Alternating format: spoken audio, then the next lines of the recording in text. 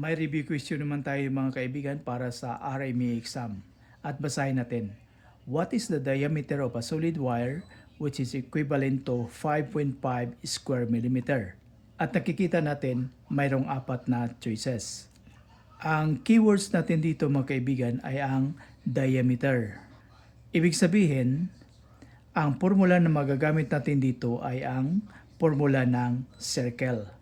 Ang formula ng circle ay A equals 1 over 4 pi d squared. So yan ang formula ng circle.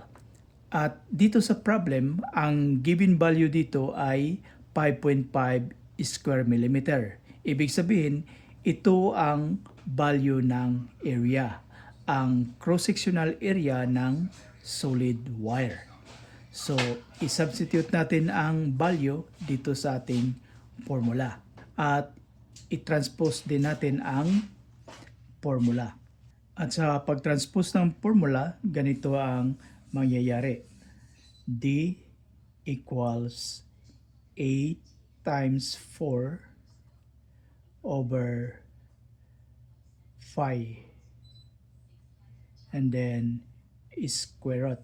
So, yan ang magiging formula natin. At i-substitute natin ang value. So, D equals square root of, then value ng A is 5.5 times 4 divide pi. So, i-calculate natin gamit ang calculator.